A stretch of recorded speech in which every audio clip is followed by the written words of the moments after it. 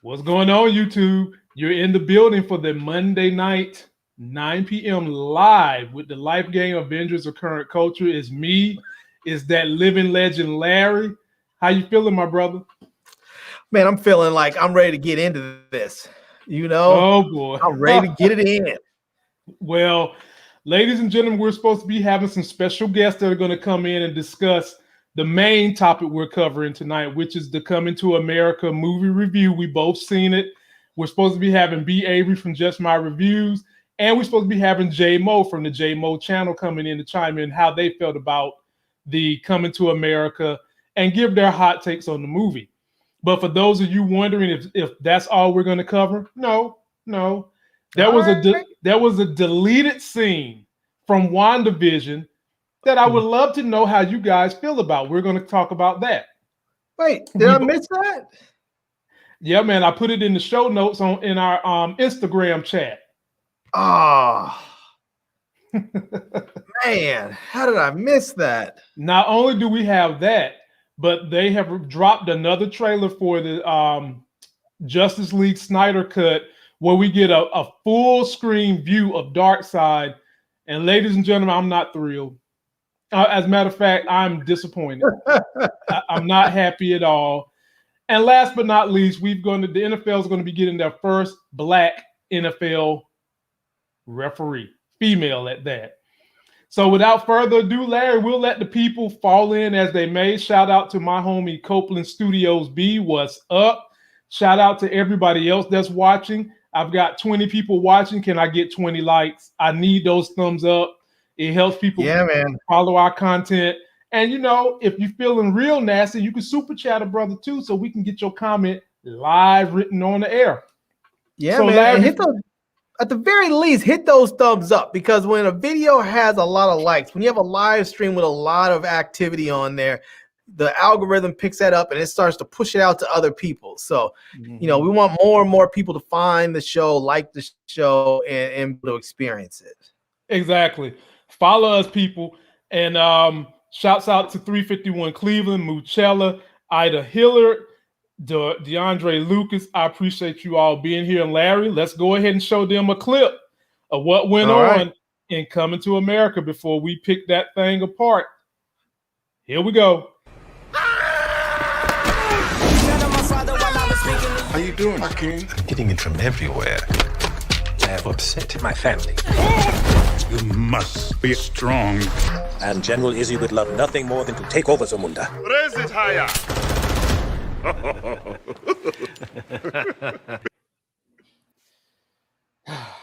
Ladies and gentlemen, I thought about whether I was going to be PC in my review, but shit, I thought about how I was going to couch this in a way so that it wouldn't upset my real brothers out there who, if it's black, is always good, and that's not always true. And I'll just do the very best I can to say it like this. If you are a 100% fan of everything Tyler Perry puts out, you probably was fine with this movie. You probably thought it was a good movie. But if you are someone who likes 20% of what you like Tyler Perry, support him as a person, but you probably only like 20% of his movies and the other 80% you can do without, then you didn't like this hot mess right here that Eddie Murphy put out. And before I give it to Larry, let me just say this. I did not come into this movie thinking it was going to be anything like the original, which was a trendsetter, a classic. It was ahead of its time. It was an era-setting movie. I didn't think that this was going to be anything like that because it had Tracy Morgan in it, and it also had, what's the girl for Leslie Jones? Is that her name, Larry? Yeah. Leslie Jones in it. And when I saw them two in it, I didn't think that it was going to be an iconic, epic movie. Okay, having said that, I did expect to have more laughs than what it had.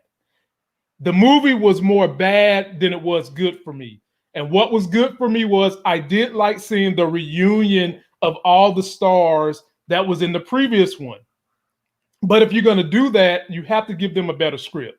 Now, I told my wife jokingly, if I wanted a reunion show, I would have took my family on TV and broadcasted it, because that's basically what you did without having a without having a script to go with the movie. I thought a lot of this movie was contrived. It felt rushed, and a lot of the jokes did not land at home for me. I also was not a fan of the bastard child, the actor. He just didn't do anything for me. And of any character to be emotionally invested in, there was only one. Only one.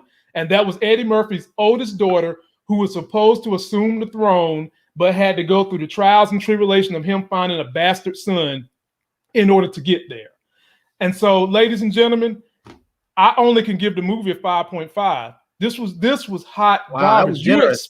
You expect more out of Eddie Murphy, Wesley Snipes, and all that crew that they brought back into this. And some of these cameos just felt like they just put a cameo in there just to say, fuck it, I got a cameo in there. Hold on a second. B. Avery, you done caught me knee deep in a tirade about Coming to America, my brother. Really? I'm knee deep. Ladies and gentlemen, this is my big homie B. Avery from the B. Avery Just My Opinion Reviews. His link is in the description. Larry's link is in the description. I'm almost done with my tirade, and I'm about to kick it to Larry, because Larry's going to break down something else. When I said some things was cliche and contrived, Larry is about to break down some things in his opinion of the review. So Larry, now the floor is yours, my brother. Yeah, I have to say that just right out the gate, I couldn't enjoy this movie because I cannot enjoy a movie where the premise of it is that someone gets raped, someone gets drugged and sexually assaulted, and that's supposed to somehow be funny. I just don't know how that is supposed to be funny. It doesn't work for me. And the idea of that, and they carry that on to the extreme level of offensiveness where it's like she rapes him and then later she becomes friends with his wife. I mean, and then the wife is up there boo-hooing because she left and saying, "Oh, I finally made a friend from back home, and now she's gone." I'm thinking to myself, I don't know too many dudes who, if their wife had been raped, if they're gonna go become homeboys with the dude that raped her. It doesn't make any sense. It was just so offensive and lazy and weak, and it was the same. It was, you know what it felt like? It felt like watching a comedian and an actor who was stuck back 30 years ago. Like Eddie Murphy watching this, it's like he hasn't grown. It's like he has not grown. He's stuck back in the same old era that he was in the 90s and early 2000s. And it's just like, come on, bro, move forward. And I saw all of that. It was just, I get tired of the same old thing with Leslie Jones playing the big, brawny, just dick hungry black chick. It's like, come on. I mean, that's what she's playing. It's so over the top and ridiculous. And Larry, stop. Wait a minute. Larry, there's nothing wrong with women being dick hungry, Larry. There's nothing wrong with that. No, when you're up there drugging men and raping them, okay, that's a problem. When you're up there, when they're presenting your character as the only way that you possibly could get a man is by drugging them and raping them, then that's a problem.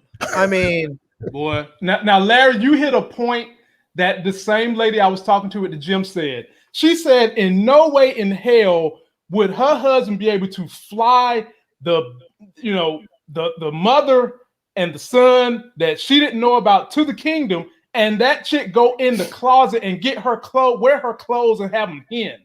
No way, no how, it doesn't happen.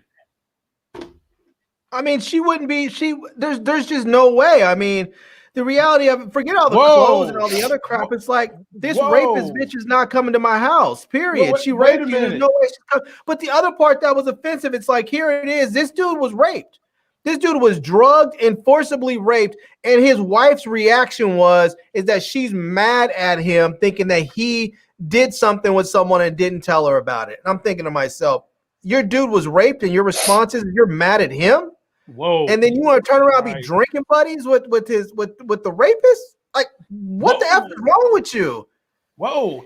Ladies and gentlemen, they have started the super chatting. Shouts out to the brother E-Man, and also shouts out to my brother James Lawrence for getting his life game. I'm going to play y'all what we really wanted to have seen for a funny video in Coming to America. We really wanted to have seen something that would have gave us a little bit more of what we originally laughed at, but with a new spin, and we didn't get that. But here we go. I'd like to give a big round of applause to my band, Sexual Chocolate. I believe the children are our future. Thank you. Teach them well and let them lead the way. Love of all inside of me. Yeah, yeah, yeah. Sexual Chocolate.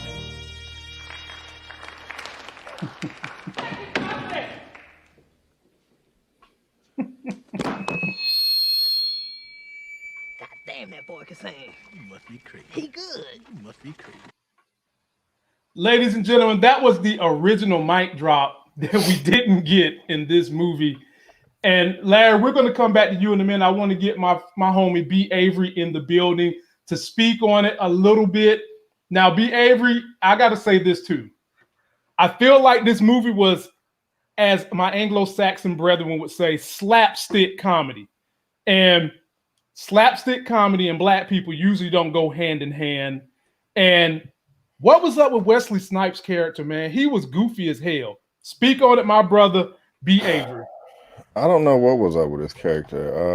I've heard other people talk about him and say he was the best thing in the movie. And that's fine. To me, he was one of the worst. Yeah. I just didn't find anything he said was funny. That even looked like R. Kelly on the bottom left, on the left side right there. Oh my God. In a way. It really does. Oh my God. Let me put a different picture up here, dear man. How about that one? There you go. But kind of just like Larry was saying, man, just from the very beginning, from the jump of this, it was just it just wasn't good. I'm borderline on calling it a mess. And I've never seen him act like that before. And it just wasn't for me. You know, all things are subjective, but it was just kind of forced comedy. But it wasn't comedy. It was just kind of forced. And it just didn't work. I know he talked about him having fun on set, and that's fine. I'm glad he did. I didn't have fun watching this, you know, just especially with this character. And overall, do you just want me to talk about Wesley Snipes? Or you can talk about whatever your heart's desire. There's no holds barred on my channel. There's no words barred on my channel. You can say whatever you want that you don't feel like saying on your channel, because I'm here for all the smoke. Oh, it's not.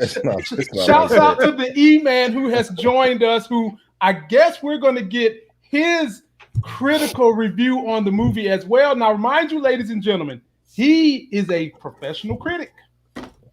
Damn, man, we got another one joining. We got J Mo in the building. Kato, be on.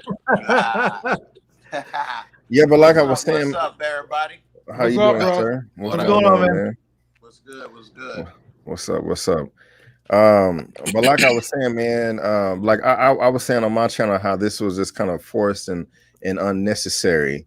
And, you know, some people are just replying, hey, Brandon, you know, all sequels are unnecessary. We don't have to have one. It's for your entertainment. No, it's just unnecessary because they just didn't have a story to tell. I mean, you just showed that clip. It was a great clip. But when they tried to repeat this in the second, it just didn't flow as well. I mean, it was just put in just to be put in, just, you know, as like a meta joke, or just as a callback. You know, it did not have any substance to tell the story. There was no point to it, you know, just to reminisce on the past. And that can work sometime, but it just, you know, it doesn't work all the time. There was no point for Peaches and them to pop back up, you know, other than like, oh, I remember them. You know, don't put it in the movie. I mean, if you're gonna have a sequel, I mean, they have a sequel, but actually have a story that's worth telling. And they didn't have a story, and because they didn't have a story, you know, half of this movie was just random cameos, forced in. And you know, when you do that, you don't have a good product. I'm finna jump off. I'm not jump off, but pass to somebody else. But the whole thing with the lion, the CGI lion, oh my god, with their farting. There was nothing like that in the first film. Nothing at all. I mean, who decided to put that goofy shit in this movie? Man, you know, it was no. I mean, we want sequels because we want more of what came from before. We want the next chapter. You know, from what came before. We want to see the story progress. You know, kind of the same tone. So I don't know why they had that shift like that. You know, in the sequel, but it just didn't work. It's not a trash movie, but it's not a good movie either. You sure? Well, we'll let big dogs go ahead and speak on it. My brother E-Man, like I said, no holds barred, no words barred. You can say whatever the hell you want to say on my channel that you wouldn't say on your channel, because I'm here for all the arrow smoke they might throw at us. And by the way, we've got 131 people watching this video. Opportunities. E-Man, before you get started, can I just say this is one of those opportunities where we might actually be in complete agreement about something. 100%, yeah. But E-Man, I want you to give your perspective. But now we've got 150 people watching us. Please be sure to hit the like button, subscribe if you haven't. Everybody that you see on this panel, link is in video description. They put out excellent content. I watch all their channels and I super chat them. And y'all know how tight I am with a penny. I'll pinch that penny to that bitch catch a nosebleed, but I shares my money with these brothers. E-Man, tell us what you thought about Coming to America 2 and how sad was you when you had to watch it? I mean, okay, so first of all, let me just say, like, I purposely did not review this movie on my channel. And I knew, I know this was going to be like a good opportunity to do it. You know, people was talking about it. There was a lot of hype. But one of the reasons I don't review comedies is because people have different sensibilities that can be so vastly different when it comes to the even more subjective nature of comedies or what's funny to them. Some like lowbrow comedies, some like dark humor, some like the more intellectual dry humor. It's kind of like saying what's better, turkey or ham. So for me, I found Coming to America, I found the writing to be incredibly formulaic. It's kind of like a comedian who tries to tell a joke in a certain way, but you already know the punchline. And because, the delivery isn't well crafted, the joke isn't that funny. The best comedians and the best comedies, they find a way to kind of hide the punchlines to catch you by surprise. And I don't think this movie did that because the writers just weren't that good. As for the rest of the premise of the story, I mean, it did very little except modernize the old movie. It was a rehash of sorts. I mean, I'm not saying that things weren't good, but they could have been executed better by a better writing staff and a better director. So like even the actors, like the son in the story, did nothing for me. Nothing. Personally, I don't even, they should have given me more Kiki Lane. To be honest, I would have taken way more of her and have the story revolve around her instead of whoever this dude was. I agree. Personally, I'm not the biggest Leslie Jones fan. I feel like she's just a bigger, blacker version of Melissa McCarthy with the physical comedy and stuff. It doesn't do it for me. I understand the loud, obnoxious characters might do it for other people, and that's cool for them, but not for me. Wesley Snipes, I felt like he was locked in thinking that he was still shooting Dolomite, because like, what are you doing? Like, what is with that sly pimp walk and you in Africa? Like, what are you doing? It was one of those things where it looked like, the cast was having more fun making the movie than I was having watching the movie. Like I wish I was behind the scenes with them so I could have a good time, but the cameos, the tributes, they were awesome. I love what they did for James James Earl Jones. I thought that was just amazing, especially just to celebrate the legends while they're here. I thought that was a really cool meta thing that they did. But outside of that, like, this movie didn't really have a lot of purpose to exist. And let me kind of be clear, I'm not knocking anyone for liking the movie. What I'm saying is, like, this is different strokes type of deal, for different folks. But I'm not going to go out of my way to bash it, officially. If people ask my opinion like you have today, I will let you know how I feel. I'm not going to go use and leverage my power as a critic on Rotten Tomatoes and on my platform to go tear it down, because I still want people should enjoy themselves if that's what floats their boat. And one last point, I'm sorry, I'm going on a tirade with this, but one last point, just so that we can understand technically, and this is the backup B. Avery's point, when people talk about the necessity of a sequel. No sequels are necessary. No movies are necessary if we got to go down that road. But one thing that is necessary for a sequel is to progress the franchise. And the perfect example that you can use is Friday and Next Friday. Next Friday picked up the baton where Friday left off. It progressed the story. It was a natural flow. And the comedy was so original in the second one, it didn't need to copy anything from the first one. That's how you know you have a good sequel. Another very basic way to know if you have a great sequel, and I don't think this is going to happen with this movie, there's nothing classic in this film that people are going to be reciting in the next couple of years. Ain't nobody finna be saying well, if his mama called him Clay, we gonna call him Clay. Nobody's gonna be saying that from this movie. Nobody's gonna be reciting any real jokes or lines from this movie, and that is why I'm saying it does not. I don't know the necessity of it. It really didn't fit the function of a comedy outside of just being a temporary laugh or a chuckle at best. So. Sorry, if it's just the nostalgia and if it's just the cameos that you wanted, real talk. If you wanted a reunion show, just say that. Just make a reunion, event, kind of like what Fresh Prince did on HBO Max. They just brought everybody back. We had all our memories, we had our fun, and that was cool. Hey, I was feeling that. I had my tears in my eyes too. But this movie should have just done that. It should have just been a reunion special. But that's just my take. Feel you.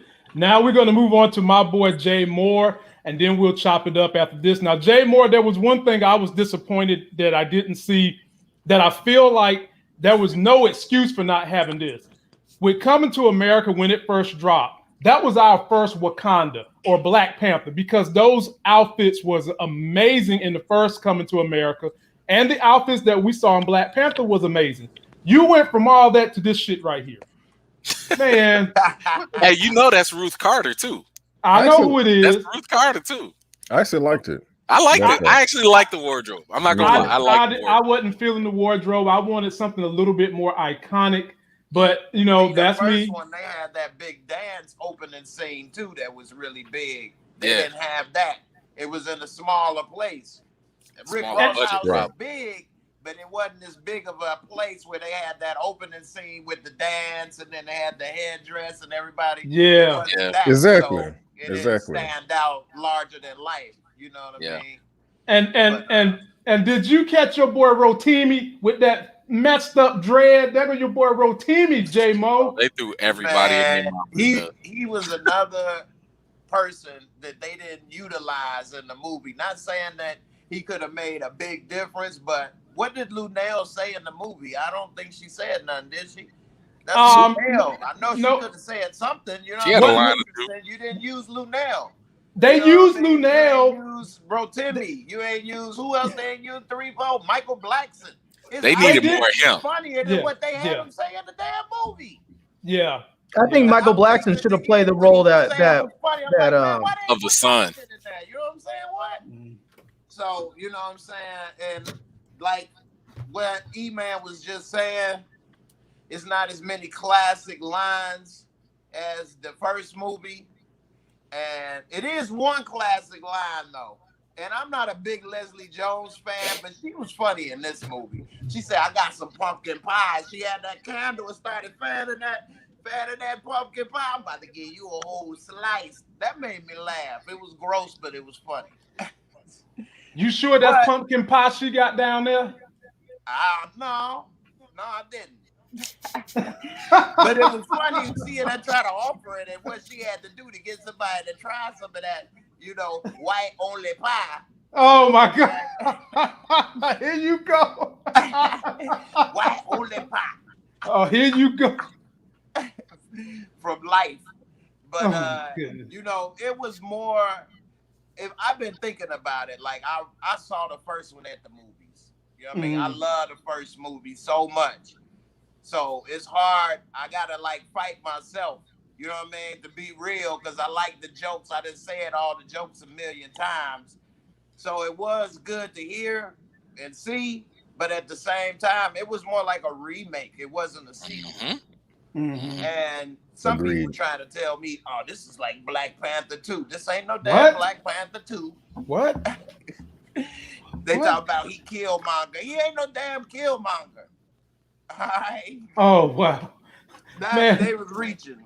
Somebody said they waiting on. Like I'm waiting on the Snyder cut of this film. God, Snyder cut.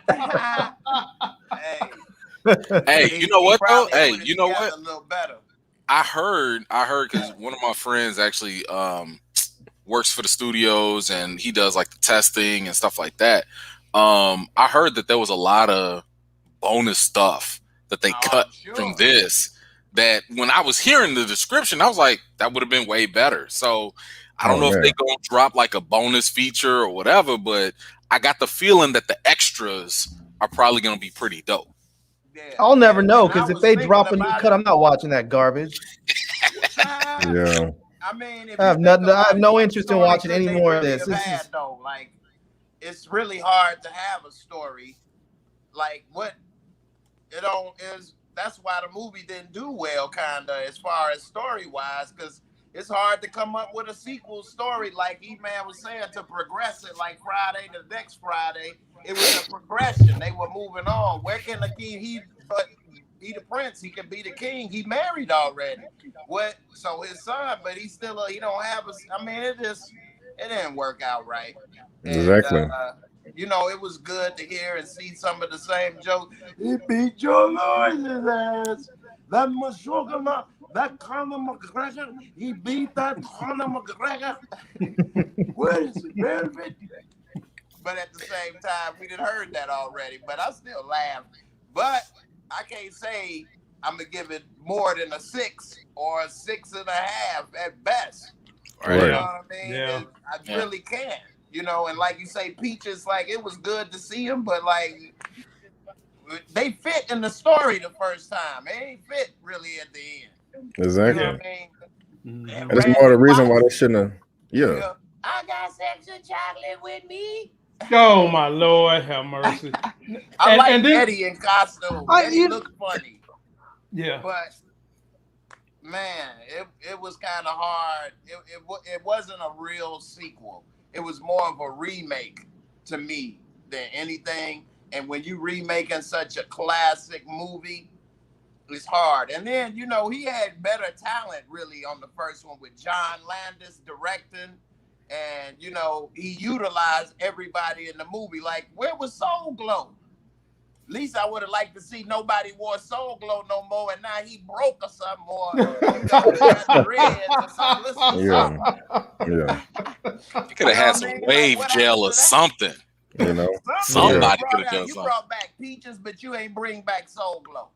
Well, maybe Soul Glow. He was funny in the front. Hey, I'm washing lettuce. Yeah. I'll be on fries, and that's when the big bucks start rolling in. Like, yeah. Like, you know what I'm saying? Now he at McDonald's sucking down the shake, and then that was it. What? He could have been like, hey, the big bucks been rolling in for years. Or say something, you know what I mean? Something to the effect progressive or so, I don't know. They moved down to Africa. You hit the nail on the head right there, man. And but you know, they didn't. Go ahead, B. No, you got it, man. I was just gonna say they didn't bring like when they brought all these things in, they were just really gimmicky. They didn't weave them into the story in any meaningful way. They were just sort of it was like they just parachuted these things in, and it was just really, really bad. Like and I still, like I said before, I still had a problem with the whole rape scene in the beginning of the movie, setting this whole thing up with this bastard child. They could have simply changed that with one simple line. They could have just simply have said, you know what? We went out, Simi got him drunk, and he had sex with a girl that, you know, that maybe he wouldn't have wanted to. Or maybe he had sex with maybe he just had a one-night stand, and You know, maybe he didn't have to be. Maybe he just had a one night stand. He left, and he never knew the girl anymore. Maybe he didn't catch her name, or maybe she gave him his phone number, and it blew away in the wind or something, and he lost it, and he lost track of her, and he didn't know he had a kid. Anything. I mean, let's be real. If this had happened, if the roles were reversed, this whole movie would have been canceled. This movie would have been canceled. You can rape guys, but you can't rape women. That's crazy. I mean, consent goes both ways. And the fact that they use so a man raping another man, that's somebody forcing into you. But if a woman is on a man, you have to be aroused. So that's why you can't necessarily say it was rape. Nah, you it can't don't matter. It's about consent. It's about consent. My mind. You just said that. Nah. And the fact that they used a hog like a wild animal to try to force it in, I mean, that's just like pathetic writing. I mean, it's really it's dated writing. Like that stuff would have worked in the 90s. I don't think it was rape. It would have worked in the 90s or something when we were less like aware of these type of things. But now, now that you want to drop that just lets me know that they never updated this. They never looked at this. They was just like, yo, we've been working on this for years, and we just gonna roll it out the way it is. What it tells me is Eddie hasn't updated. Eddie needs to take his ass and go on the road with some young comics and get himself back together as a funny man, because all this said is the same bullshit he was doing in 1990 is what he thinks is still funny today, and it simply is not. Yep, that's it. That's it. That's it. That's the problem right there. It's Kenya Barris, because you could sell everybody when they get comfortable. Whether you a Kenya Barris, a rapper, whatever. Once you get comfy, it's hard to have that fire and keep going. No, that ain't true. Look at Dave Chappelle. Dave Chappelle took a whole decade. For damn near 15 years. I mean, he went comfy, but I'm saying he came back, sharpened up his tools. For a long time. He had to live on the farm in Ohio. I mean, he went back to the motherland, bro. he got to get back to the roots. I mean, if Eddie doesn't have it anymore, he doesn't have the drive to be funny anymore, then stop trying to be funny. Go make the Truman Show or something just give it up and start and just go make drama. Stop trying to be funny when you don't want to put the work in. There's a lot of funny comics out there willing to put that work in. I mean, I still think he's funny. I just think that he failed because he had restrictions on this movie because of the rating. Whole new cast, and it actually have been funny. You think the rating held it back? Yeah, I think the rating held it back too. I mean, this was PG-13 opposed to being rated R.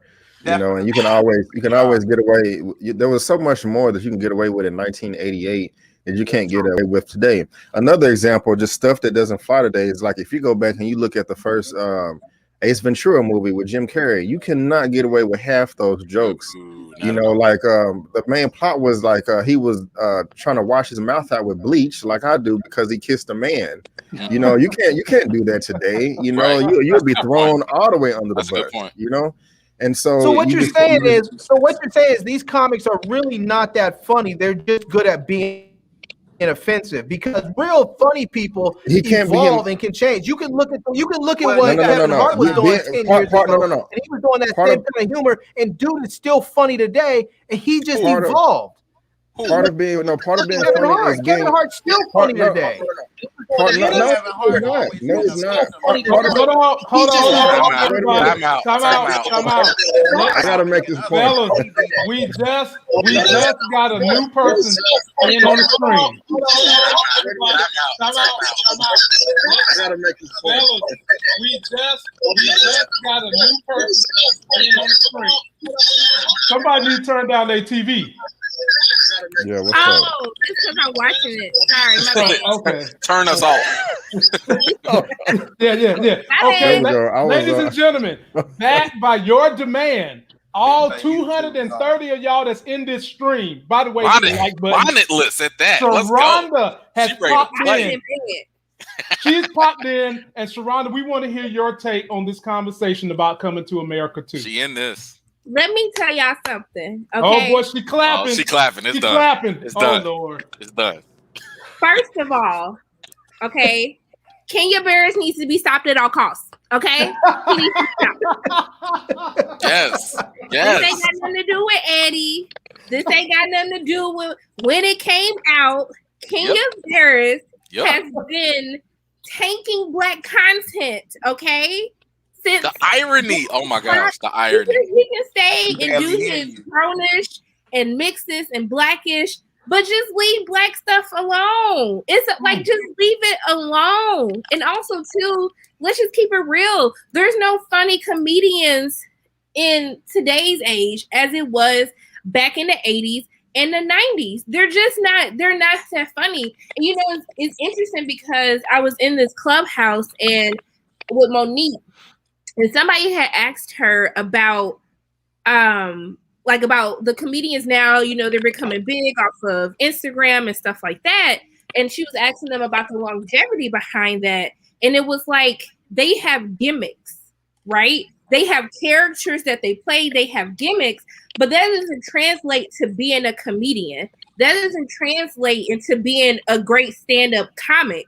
That is just their gimmick that they have that is funny. That is a character that they play that is funny. And I just think that I understand they wanted to bring in new blood, but we have to stop trying to have to make things digestible for a new generation, because a lot of us, like, Coming to America came out a year after I was born, and I watched it years later, and I still found it funny. Like, everybody doesn't have to keep changing or converting to the new times, or I got to have all this new blood in it to get people to watch it, because to be honest, that's what led to the detriment of Coming to America. It's too many sequels. It's too many people that actually are not funny because they're not funny. Yep. And the whole thing with Larry, I agree. Why does Leslie Jones have to keep being this woman in heat that's ready to pounce on any penis that comes her way to the point where she has to rape somebody to get some dick? That don't make sense. It's not funny. And honestly, the idea that they had before, rape, y'all, man. That is when you're drugging someone, you drug someone to have. He didn't want to have sex with you when he was sober. Everybody drink and smoke weed. She got him. He didn't do drugs. She literally got him high to get him to have sex with her. Stuff in his drink, like, here you go, Eddie. I want you, Eddie. No, she drugged him and raped him. Literally got on top of him and took that shit. She didn't drug him. She gave him the drink. He said he was drinking with her. Did he consent to the sex? She took a puff of that stuff and she blew it in his face and drugged sex, man. I ain't never had sex with a woman, and she said, do you consent to putting the PP into? So you never been raped? That's fantastic, but he got raped. He got raped though. But it's never funny trying to make it seem, especially. I can't even believe we're having a debate about the fact that she was raped. That she raped her. I can't believe it's an actual debate. Halfway and take the rape out of it. I'm tired of Black people trying to make it seem like Black women gotta beg some nigga to have sex with them, or to, like, that's not okay. That's not funny no more. That's not funny. Yeah, it may not be Leslie funny. is better than that. She's better than thirsty, desperate, all of that. I agree. I just don't say the rape part. No, she did rape him, but I'm just gonna meet you halfway and take that off the table for now. And I don't know why she was halfway when it comes to rape. Fuck that. I don't know. Halfway when it comes to rape. That shit was foul. That shit killed the whole vibe of the movie. I couldn't enjoy the movie. I don't know why she was okay with it anyway. I get down with rape. That shit was horrible. Like, they could have said that was late. They could have changed it with just a simple line of, I had a one night stand and I lost touch with the woman. That's it. And not one DNA test. They wasted an opportunity to bring Maury in. I was like, y'all couldn't even at least bring Maury in this. At least you just gonna be like, oh, I got a kid. First of all, don't nobody believe it, man. Whatever. I'm sorry, I thought too much. I was thinking too much. No, that's a good point. Really? No, that's a good point. Ain't nobody about to give the keys to the kingdom off of a literally though. Literally. Okay, you're right. I'm gonna take your word for it, Big Ugly. And I think Leslie's funny when she was paired with Shari. Like, when they were like having two girls, y'all could honestly, this movie didn't even need the whole son component. It could have just been about them trying to change the rules so Kiki Lane could be, the next person in power. Yes. And if they weren't going to bring back Patrice, then Leslie Jones could have been her cousin from New York that came to visit to help her realize, like, nah, sis, you need to tear this whole patriarchy down. It could have been on some stuff like that because they were funny together. Yep. Yeah, I can see that. No, I'll tell you what was terrible about that is that because this whole movie was set up on the premise of a rape. There's no way in fucking holy hell that someone's gonna get raped. They're gonna go over there and become fucking best friends with the person that raped your spouse and become drinking buddies. Some nigga rape my wife. I'm not drinking with you. That's a You're woman, putting two though. fucking A slugs woman in your can head. be That's some forced. bullshit. I hate that. I But hate it that was with a before passion they that met you him. don't It was before they understand. met. No, man. She knew That's she still knew no that she excuse. raped When him. you hear And about then man she's gonna blame Eddie for the rape on top of that? Come on, man. That's some bullshit. It ain't But no. why? You know what? And my I thing, think my I might thing is this: agree is with I you, don't, Sharonda. I don't We need under, to stop Kenya Barris. If that's the kind of and, bullshit he's on, we need to stop him. and I Yeah, don't understand why she took the role in the first place because you know, she was attacked after her role in Ghostbusters, you know, about being the same thing. And Larry, you know, you called it like a wildebeest, and I think like in another video. So I don't know why she keeps accepting this role because she was. I didn't call her wildebeest. I say she keeps taking roles where she's acting like she's supposed to be some kind of wildebeest. Right. But I don't understand why she keeps taking the roles because you know she's supposed to be portrayed as not that attractive, basically. But why? I mean, but you don't have to accept that role, though. Yeah, you don't have to accept that though. Like, it's a movie with Eddie Murphy. I can see why she took the role, but it's a movie with Eddie Murphy. Yeah, I'm not. It's a resume movie. Like, yeah, you know what? But she can still speak up and say what she has. Hey, I she's want a objective different to. role. You know, why do I have to come across like this? You know, I mean, and she's the one. Like, I'm not trying to give these people an excuse that attacked her after Ghostbusters, but I don't know if y'all remember that in the press. But everybody came after her, accusing her of the same thing. So for her to, you know, do it again, feed fuel to the fire and do it again, I just don't get it. It doesn't add up to me at all. I actually didn't mind her in Ghostbusters. When you complain a lot, they just find somebody else. What the hell? I didn't got to deal with that. You don't want the role? Fine. We'll get somebody else. And so then get someone else. She's a talented writer. Of a problem actor. Even Delroy Lindo spoke on this. They will stop looking for you for roles. It's not right. It's not fair. But that's the type of stuff that goes on. But you're she came from SNL. She can't write. She came from SNL. She spent years honing her writing skills at SNL. Write your own shit. If they won't give you the roles you deserve, then write your own shit. But you need somebody else to pay and produce it. And then you're going to have to put it on somebody else's network. And if they don't want to be bothered with your ass, they will look at Monique. You tell let's not look at no. Not that's Monique. A different story. That's a whole nother story. Been blacklisted somewhat because she was complaining and speaking out, whether it was fair or unfair. Now we barely get to see her, and she has the talent to still be doing her thing. It's not fair, but that's the way it is. It's not like a regular 9 to 5 at UPS, and you can go complain that they won't hire me or they won't do that. Who are you gonna talk to? I mean, I don't have to put you in my movie. I don't have to take your writing sample. I don't have to executive produce. What Robert Townsend said, there's always work at the post office. Everybody look, want to do that. yes and no. Yes and no. Denzel has a famous story about how he could have been the nigga that they can't kill. You know, and he was talking about how they wanted to make him this one character, and he was just like, no, because he learned from Sidney Poitier, you know, that like, yo, you take this role, they're going to keep putting you in there, and it depends on when you finally take a stand and say, hey, I'm not being, you know, thug number 3. I'm not being loud black girl number 1. You know, I'm going to be this, and if you don't like it, cool. I'll go do some other stuff, some smaller films. But Denzel is a black man, and she is a woman. That is true. That's the same thing. Everyone got on me about speaking her mind because she was a woman. Right. And she wasn't telling no lies. All these people, these white women who not as funny as her, these white men who not as funny as her, getting all this money. Yeah. And y'all don't pay her pennies. Yeah. So it is something like there is a hierarchy, and black people get treated like crap, and black women get treated like Hold on, Larry. Stop putting black women in these positions to have to play those roles. Wait, hold on. They didn't have to write that to put her in that. I completely agree with you about the hierarchy, but if there's ever a place for a black woman to be heard, at least hopefully, it should be something where you got black writers in the room, you got people with star power like Eddie. I would hope. I'm just saying. He doesn't even put dark skinned women in his stuff. Like, so why? Because Sumter's the only person he got ever on one of his shows. So for someone who has already been deemed colorist, and he is writing this movie, that did not portray like you literally had a movie just focusing on having a woman rule after Akeem passed away. And you said, no, we're going to waste time, go back to America to find your bastard child that you didn't do no DNA test for. You just didn't even ask any questions as any regular man, black man would have asked, especially when you met the family. You definitely would have been asking questions. That just doesn't make sense to me. And it's clear, especially at how the women were treated in the film, that they didn't care. Right. And they tried it though. They tried it, but it didn't.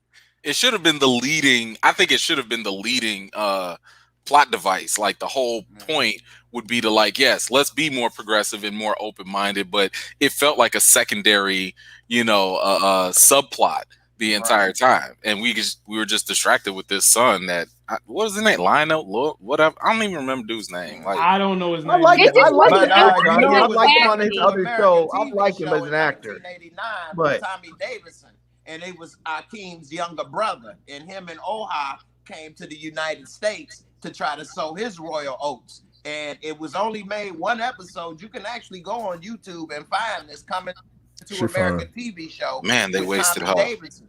They wasted her. Actually, Wesley Snipes, Tommy Davidson, and Marlon Wayans were the three up for the lead. And Eddie Murphy didn't support the project because a lot of people said he didn't kind of want that shine or whatever taken away. So also some of these people have egos that are, they, allegedly may or may not want certain people to do certain things or, have more shine or more funny moments or whatever, so, I mean, that's what is out there. Who knows? What does everyone think about? Everyone keeps saying that there's this feminist agenda that they were pushing. I'm just like, women were barely in the movie, so where is everybody getting this like social justice? I never heard that. Beat over your head about it. I think it was in the comments. Yeah. Yeah, but I mean, I've gotten other comments on my video about it, and I'm like, women were barely in the movie. Like, I thought they should have been pushed forward more. Yeah, I'm kind of with you. They should have just went on ahead and let the older daughter just go ahead and take the throne from the jump. She should have been the lead, in my opinion. Kiki should have been just the lead. Before y'all got here, Kenya. Before y'all got here, I said the only person I had emotional investments into this entire movie was the oldest daughter. Yeah, that was the only one.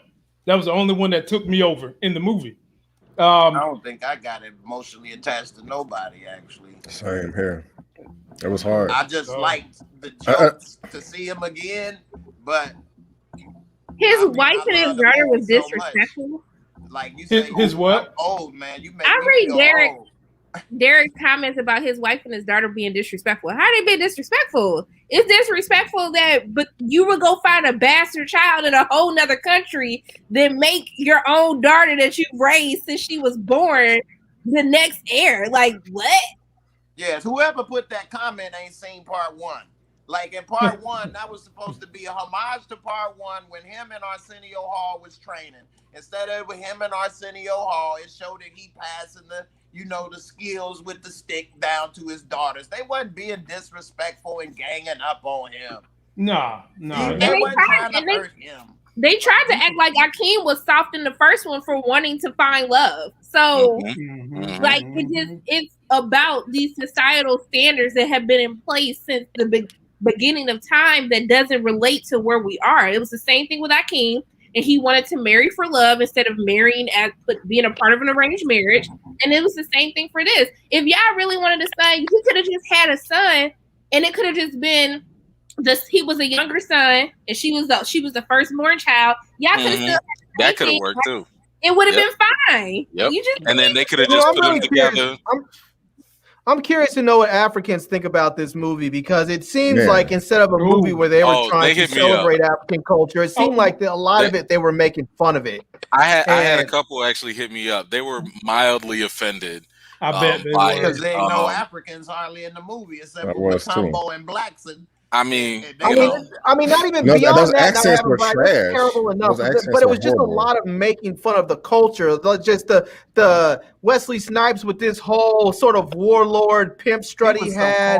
The None of witch that made doctor sense. eating the foreskins and all that. It just seemed like it was. It seemed like there was a lot of offensive stuff in there, making fun of the culture instead of celebrating it. Did any of y'all find the shake weight funny or the Dance Revolution game? You know, like that's just another thing why I don't understand. I ain't gonna lie, I did love you laugh. Okay. Really? I did love you laugh. I mean, the thing about it, Dance Revolution. like I mean, and I'm the silliest person in the world. I find stuff like that funny too, but it just didn't fit in this movie to me. Like there was nothing like that in the first film, so I don't understand why they tried to bring it in the second. I mean, my best friend is Nigerian and she loved it. So I was sitting there like, sis, you like this? And she was like, yeah. So I was like, okay, girl, I ain't even gonna argue with you. Now, before we change gears, I want to say this on behalf of my wife. What the hell was up with his airplane? My wife feel like they robbed that from Soul Plane. She did not like that airplane. I told my son that was bad special effects because the landing gear was down. They basically filmed the plane on the ground, then blacked out everything and made it look like it was in the sky. But the I don't even remember that. You don't want to remember it. It was horrible. It was horrible. Here's one thing, Lamont, that I would like to say about this is that I've seen a lot of people online up there talking about, oh, we need to celebrate this. This was an all-black production. It was black writers, black actors, black crew. It was even filmed in a black man's house. And I'm thinking to myself, we need to hide that fact. We need to keep that so far out of the public sphere because I'm thinking if I'm a black filmmaker looking to get financing and I'm going looking for funding, they're going to be like, this is the best that an all-black movie production can give me? Is that garbage? You give us some of the hottest stars out there and you give me this trash? I'm not giving you money for a movie. The irony in all of this. If everybody, I don't know if everybody's seen Black AF on Netflix.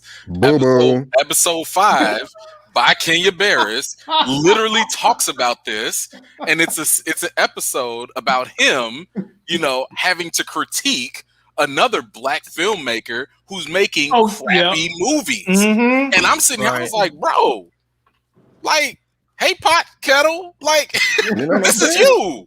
Like, you must be talking about you. I've never struggled so much watching a movie before. I had to watch this in 4 different parts. It was so boring. This is one of the things. But this is the kind of thing I'm talking about, though. It's kind of like, we shouldn't, like, look, the most I will do is not go out of my way to bash it.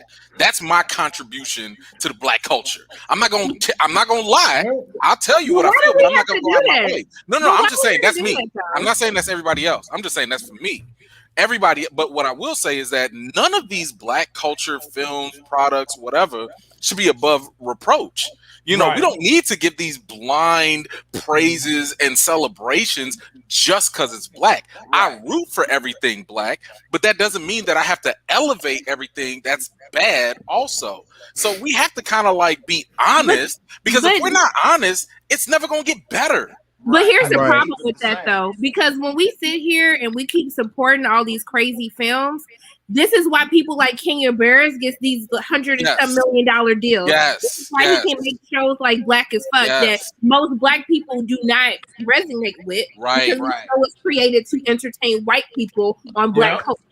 Yep. Because and then that's the problem. They love this I thought Black AF was actually funny. I thought that was a show that was made for black people. It was just made for a different type of black person. It was made for black people that grew up like him, and not for every black person. That show was an enema. It was an enema. Now look, y'all missed it when me and Larry was up here going at each other's throat because he was living by that, man. I was like, man, there's nothing funny about it. It was nothing. It had moments, but it was. I actually really enjoyed that. Lamont, I ain't like nothing funny about Coming to America 2? No.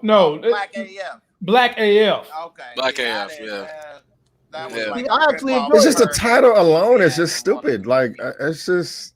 It was supposed to be Black Excellence. That's the original title for Black AF, but whatever. Wow. But no, like exactly what Sharonda was saying. Mm-hmm. That's the problem of trying to blindly celebrate anything and everything, even when it has flaws, and we never get the opportunity to, like, you know, have iron sharpen iron. We should be, I'm not saying we should be our harshest critics, but we still need to keep it real. That is the one thing personally I love about Black culture, is the fact that we love and praise and respect authenticity. If we can't be authentic with ourselves, here's the other thing. It's okay to like a bad movie. We all like bad movies. Right. But the thing is, we can say it's a bad movie, but hey, I was still entertained. So, so I saw early in the comics, people were like, "Oh man, critics are so hard to, you know, please." No, listen, my job as a critic is to call out what I see and to dissect it in a different way. That doesn't mean I still can't be entertained by bad stuff. I just am able to call it also bad, and we have to be able to do that. About that though. But here's the thing. Here's my problem with that, and this is why my channel is called Pay or Wait. Okay, because the only reason a lot of people like coming to America is because they got to sit their ass at home and watch their Amazon Prime that they didn't even know they had, but been paying for all these months. And they got to watch it. But if you spend money to go watch Coming to America in theaters, y'all would have been pissed. It would have changed the expectation. It would have changed the expectation. Exactly. Y'all people would have been mad. They'd be like, I risked my life for this. 100%. My life for this. No, that is 110% all of it. The mere fact that you saw this probably on your cell phone at home on your couch when you wasn't paying attention. That's why you had that. That's why you can accept this type of stuff and be like, "Oh, it was cool." No, it wasn't. Like, no, it wasn't. If you had to spend a whole movie ticket, you would have been pissed. Yep. Some people would have walked out. Up for this? I would have walked out. I think Eddie Murphy and them made it so bad on purpose so that they would never be asked to make another one of these movies. Because they didn't want to make this one in the first place, so they just ensured that no one would ask for another one. I mean, let me ask y'all this: in the circles that y'all are in, did more people like this movie or dislike it? I had a couple people like it. In my circle, it's been mixed for me, but people disliked it for different reasons. Right. It was more dislike in my circle than like. Same here. Same. I'm more like they like it for different reasons. Like Larry. Right. It's not they liked it like, oh, that was it. That was better. No, nobody's saying that. It's nostalgia, you know, had fun. I would get to see these and see it's like a reunion almost. Or and you ain't never watching it again after you done. Ever. See? That's what I'm talking. You see how she coming in here with the high five? This is what I'm talking about. This ain't nothing classic. This ain't nothing that's gonna last. You're never gonna watch this movie again. Nobody's gonna recite any lines from this. No. And what was missing to me, like the first film, you know, you had John Amos in there, you know, Mr. McDowell. You know, he was desperate to get his daughter to marry you know, Hakeem. But what I really did respect about his character is when his father, Joffrey, got out of pocket and called them like peasants. He was like, now hold on, Jack. You're not going to be talking to my daughters like that. You know, that was like a pure stand-up moment where you have a serious, you know, thing in a film that, you know, makes you back up a character.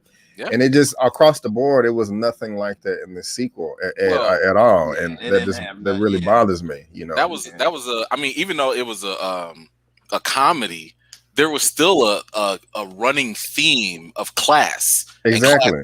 Right. You know, and we didn't see that because you saw how the Africans, the rich Africans, were looking down on like the African Americans and stuff. But it was kind of like a clash of like, no, you need to check yourself. No, you check yourself. You know, it was that inner dialogue that we hadn't seen like really. And that's real shit, like man. Culture. And it's kind of like. It was feminism in there too, since everybody mad. It was what? There was feminism in that as well, since everybody Especially with Lisa. And with Lisa, because she was basically running the business, and they only saw her fit to just marry somebody with money, so they can just build the family assets together. And that was the whole premise of her storyline. So, and she was the straight opposite. Feminism ruined it. She was the straight opposite of the pick me. You know, that Hakeem left in Africa. So yeah. You said the pygmy? Pick me. Yeah, I got you. In the WNBA with all that hopping on one leg, she be having. She got one strong calf muscle. Boy, don't let it kick you in the nards. It's a wrap. Okay? Boy, get the hell out. That was corny. I tell you what, man. I didn't know that y'all could go this long on Coming to America, but man, y'all had some hot takes tonight. Larry, what you about to say? I was gonna say when Coming to America came out, when I finished watching the movie, the original, I felt proud. When I left that, I was like, I felt proud as a black person. And after finished watching this, I felt embarrassed. I was ashamed. I was like, this is what they gave us. This is shameful. And I mean, in a time where people are really pitted against each other, I feel like this is a time when we really need to put out high quality content to show the world what we are capable of, and not this type of shucking and jiving. Yeah, I mean, they were desperate. I mean, Arsenio Hall said that he didn't care what the script was. He just wanted to know if they was making it, and if so, you know, he was there. You know, I don't blame him for wanting to check, but at the same time, just you know, spice up the script a little bit. You know, don't just half-ass it. Yeah. I'm with y'all. Now, can we talk about WandaVision before I have to go and take care of this 8-month-old tomorrow? I was like, ain't it time for you to take over? It's just about. It's just about. It's just about. But there was a deleted scene from WandaVision, ladies and gentlemen. And let me put up here what they had to say about it. Max Shakeman explained to Kevin Smith and Borderline that originally a subplot was filmed involving the twins, Monica, Darcy, and Ralph Boner, as they attempted to steal the Darkhold from Agatha Harkness' basement. It sounds like it would have teased more monstrous things in the Marvel Cinematic Universe, as the director confirmed that Agatha's rabbit, Scratchy, would have been revealed as a demon. Shouts out to B. Avery, because he thought that rabbit was going to be a demon. Shakeman also confirmed that the earlier tease about the aerospace engineer was purposefully included. Shouts out to me because I said it. But a scene payoff, the reference was seemingly taken out when the audience began speculating about Reed Richards arriving to the show. However, the real person that we was talking about arriving was not Reed Richards, but this brother right here who is pimp slapping Captain Marvel and uppercutting the Hulk all at the same time. And his engineering ass is called the Blue Marvel. And here's the Marvel Ultimate Series where he's with Spectra, he's with Captain Marvel, and he's talking to Black Panther. He is just the damn man. Larry, I give it to you first. Would you have wanted to see that ending the way they described it? Yeah, that sounds like it would have been dope. It sounds like maybe all of us should have shut our mouths a little bit. Why are y'all falling for this? Why are y'all really gonna fall for the gimmicks? Y'all gonna be today. That's what y'all do. I mean, it would have been nice. I mean, it's not gonna stop anybody from saying what they want to say and doing what they want to do. I mean, until Marvel starts cutting people checks, we're gonna keep on making money talking about stuff we want to talk about. So you know, I'm actually glad that they took it out. You are? Why are you glad? Because I think that they would have written themselves into a corner. You know, now that it's out, they have more options. You know, to go with. You know, coming in the future. Like I was telling y'all, I think either this morning or yesterday, I forgot to ask y'all like why Doctor Strange didn't pop up. That was disappointing to me that he didn't. But at the same time, I think it's best that he didn't. I'll be patient as long as when this movie comes out and they have a good explanation, then I'll be fine. You know, but if not, that is bad writing. But I just think that it's frustrating. We'll just have to be patient. But you know, I don't think they just wanted to write themselves in the corner and be stuck. You know, with what rules they set in this final episode. Okay, E-Man, what you think? I mean, I could, you know, first of all, I had suspicions over Senor Scratchy myself, as well. And, you know, like one thing I try to tell people, you know, as I try to be a little Marvel detective myself, one thing that is always important to remember is the fact that nothing is put into these $100 million products for nothing. Right. Nobody's going to take the time to write a line or direct a scene for nothing. Yes, something could be just an Easter egg. It could be a mild reference. It could be a joke. But the fact that, you know, they kept teasing the aerospace engineer and, oh, my friend's on the way. Hey, my friend will be here in an hour. Like, clearly that was something that was intentional and it was edited out later, you know, or whatever, for whatever reason. I'm a little disappointed to hear that Marvel would even react to fan theories after the product is done.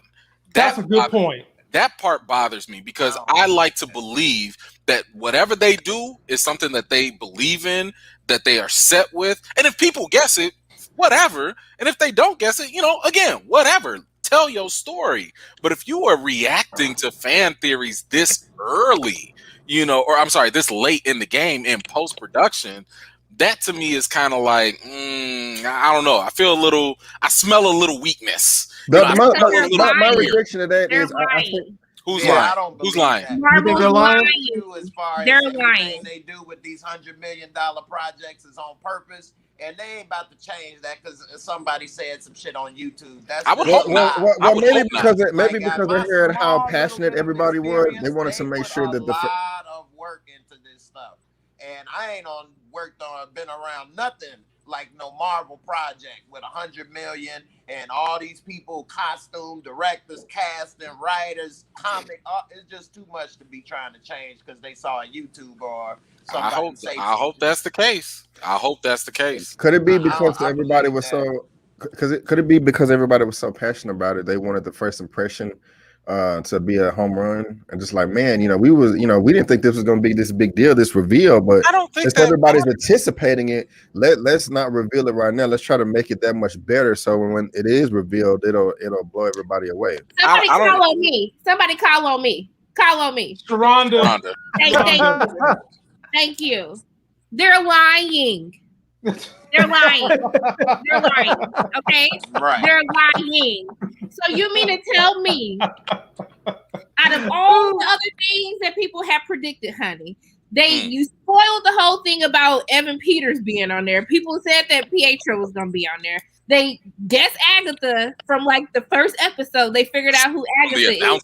So you gonna mean to tell me that because people were already talking about Fantastic Four, and the only reason that people was talking about Fantastic Four was because y'all brought up Fantastic Four at Comic-Con. So anything that we were talking about is something that you already started the speculation on in the first place. So let me just call it what it is. Let me help y'all understand the truth. Let me open up your eyes, okay? People were upset about WandaVision because they were promised one type of show and they got a totally different other type of show where they introduced all these little plot lines, never tied anything up by the finale, and people felt very underwhelmed by the episode. And people were especially upset because for 4 weeks, y'all talked about this damn engineer that never came up. So once everyone was upset, as I knew they would be by the time we got to the finale, because unanswered questions, we took that out. So you mean to tell me you paid all these people this money for whoever you casted to be Marvel or to be Reed Richards? You paid them all this money and you just took it out? You just took it out? Why? Who is believing that? Because I'm not. Yeah, if they do take stuff out and change stuff, it's not because of people on YouTube or social media. It's because whatever they decided to do internally and stuff, something else came up. Yeah, you got a company that shoots stuff that literally shoots fake scenes to throw you off the track. You forget about all the fake scenes they shot for Endgame and put it in the trailer that never made it to the finished product. They really do this stuff on purpose. They just do so much and just leave stuff on the cutting room floor. Yeah, like I said, I hope they wouldn't do that because that'd be real whack of them to be sitting here bending to us. They're not gonna do that. Fan theorists, like us. That I'd expect better. I'd expect better. Watch the shows than watch the YouTube reviews and everything. You know what I mean? For sure. Most people that watch the movies and stuff, the majority that spent the billion at the box office didn't go into YouTube afterwards and see what people say. You know what I mean? So majority of people that watch that stuff don't watch the YouTube stuff. It's only the real serious people that watch it, and they already gonna have a higher level of stuff and know stuff that other people don't anyway. Now, whether like regardless, this dude, I didn't even know who he was. Like he must have came into the comic world after I stopped reading comics, so I didn't know who the hell he was. Lamont, when did Blue Marvel come? It was like 2000s, wasn't he? He was late. He was late 2000s. Yeah, that's why I say 2015. No, he wasn't. It was like 2009, somewhere around there. During the Ultimates. Yeah. So I had no idea who the He hell wasn't was gonna blow talking about people Blue away. Marvel. I'm like, what? Who's Blue Marvel? Right. So Yeah, man, he wasn't gonna blow people about. away. Like, I didn't know Yeah. what to expect and knew that. Yeah. You know what I mean? So everybody don't read the comics. I read that stuff when I was younger, but you know, I didn't read it like that no more and stuff. So I didn't know. Yeah. Now, I mean, the one thing I will say, regardless of whether they were intentional with this or not, whatever, I don't really care. The one thing that I do like is the fact that what this ended up doing, hopefully, moving forward, is actually shape our expectations, you know, from now on. When we see these upcoming, you know, Disney Plus, Marvel shows, we're not about to sit here and be like, oh man, they gotta introduce this big, huge concept. Yeah, No, but you're doing that. Y'all still gonna be theorizing. Y'all gonna be making up all this stuff. Hold on. Not me. Because even though I do my theories, at the end of every theory, I tell people it's just a theory. Have fun with it. Don't put no weight on it. You can theorize and speculate, but don't count on these things because that's how you get disappointed. Not you, Sharonda, but I'm just saying that's how people. I gave up on theorizing. I know. But you know what I'm saying? Like it's one of those things where it's kind of like now people can just go into Falcon and Winter Soldier. You can go into She-Hulk. You can go into whatever, Ms. Marvel. I don't know, whatever's coming up. And don't be sitting here thinking like, oh man, they about to bring in mutants. Oh man, we doing the multiverse. Oh man, we doing like chill. They're gonna tell the story. But they brought it up. But you gotta blame Marvel. Like this goes back to I was just having where are we blaming Marvel? What do you mean? Marvel brought up the multiverse. When I was sitting in Hall H, that's when they said that the multiverse was coming up. That's when they said that WandaVision ties directly into Doctor Strange, which has the multiverse in the title. So they started all of this speculation that everybody had. But I think it comes back to do you remember like just going to the movie theater and being shocked by niggas just showing up in comic book movies? Do you remember when you were just sitting there and niggas disappeared? But you have to blame Marvel for putting all this stuff out. They showed half of Black Panther. So they didn't put half of Black Panther out before it came out. How many clips of Black Panther did they put the whole casino scene? They put the whole car chase scene out there. They put a lot of clips of Black Panther out before it actually hit theaters. Yeah, E-Man, I'm with her on this one. No, hold on. Let me respond to that first. Before go ahead. You should have put spoiler alert. No, don't get on YouTube. Hey, E-Man. But it's a trailer. Hold on. E-Man, before you say what you have to say. All right. Hold on, E-Man, before you say what you have to say, I just have to say, because you guys brought up Black Panther, I just have to remind everybody that Killmonger is the true and rightful ruler of Wakanda. All right, man. All right, thanks, Larry. All right, thanks. Look, the reason why I'm not about to sit here and blame Marvel is because, first of all, we're 10 years deep into this game. This is not like 2009, 2010. You know, all I'm saying is Marvel has trolled us before. They've shown us more things before. It is still up to us at this point. I'm just saying, after 10 plus years, when are we going to get it to wait? Let the stories be told and wait for things to be confirmed so that way we're not letting ourselves get disappointed. So I'm just saying, after a decade, but they literally give away surprises. You don't think we would have wanted to be surprised in Infinity War when they fight in Wakanda? See, I was surprised. We wanted that to be a surprise? I mean, I wasn't necessarily saying they was giving it away. I'm a proponent of only watching the first trailer because Marvel has a terrible reputation of when you get to the second and third and them little bonus 30-second clips, they show you way too much. Like in what was it, Ant-Man? Remember Ant-Man when Falcon showed up and he was supposed to be a surprise cameo? They showed him in the third. But it was still misleading. It was still misleading because people were upset because y'all made it seem like it was gonna be this whole set piece in Wakanda, and they was in there for 5 minutes in a 2.5-hour movie. I mean, hey Lamont, not to mention, watch the first trailer. Okay, that's all I can tell people. Watch the first trailer, and that's it. Don't do the rest. Comment you showed, I got something to say on that. If they don't know why it was that way, what was this one? Quicksilver and the same actor. Well, the guy that played the Quicksilver in Ultron is the same actor from Kick-Ass, Aaron Taylor Johnson. Yep. And him and the lady that played what's her name? Wanda. I can't think of her name right Elizabeth now. Olsen. There you go. They are good friends in real life, and they work together on Godzilla. And so she got the role for Ultron, and she talked him into doing it. So they did it together. He didn't want to do the movie, and so he only wanted to do one movie. He didn't want to do no more. And then also you got to think about Fox Studios was separate and had the rights to X-Men, and then Marvel had the Avengers, and when Disney bought both of them, now they can use X-Men and Avengers in the same thing.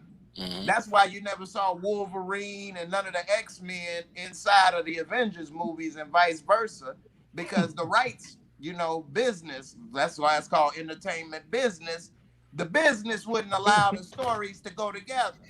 And so now, since they can't get the same guy because he's supposedly dead, but then, they done went back in time and did this and that and changed this and that or whatever and try to do a little magic, sprinkle a little dust on it and say, all right, well, this is this guy. And so they trying to find a way to bridge the gap and keep that character, which is why they didn't call him Quicksilver in Ultron. They just could call him Pietro, because the rights to the name Quicksilver was owned by Fox. And that's also why they call him Quicksilver. That's why they call her Scarlet Witch. But so we just gonna rewrite everybody's powers now that you have all the X-Men characters? We just gonna rewrite everybody's powers? Because Scarlet Witch has a whole new set of powers. She has a whole new set of powers than what she had in all the previous films. And in all the previous films, she was still the strongest Avenger. Yeah, she was. That's the sad part. Yeah. What's that? In all the previous films, she was still the strongest Avenger, other than Captain Marvel. But she ain't do shit. She ain't do nothing. She ain't do nothing in all the movies. Wait a minute. She picked up Thanos and started stripping them down. And then what did Okoye say? She was like, "Beach, where the hell you been for the past 10 years? Where have you been? Where you been?" Well, ladies and gentlemen, that is a good place for me to end this thing. Good Lord. I got to end it here. Be sure to subscribe to everybody's channel. All their links are in the description. And if you go to the section of my video that has suggested channels, you'll find every one of these pretty African-American faces plastered up there on my board for all my 125,000 subscribers to hopefully jump ship and join them. But stick with me too. And that's going to do it for this video. Don't forget to like the video, comment, subscribe. Me and Larry and whoever else decides to show up because of this carnage, we'll be back Wednesday night at 9 p.m. And we'll let you guys get out of here at 9:45-ish so that you can go and watch your dear Snowfall. And until the next Sex is Hell video, support Black critics. Oh, wait a minute before we go. Let me give this brother a shout out. Jimmy, I appreciate the sticker, brother. I know you was thoroughly entertained. You put more comments in here than anybody in the history of my live chat, and I'm grateful. I'm grateful. But we'll see you guys on Wednesday. Wash your hands. Peace.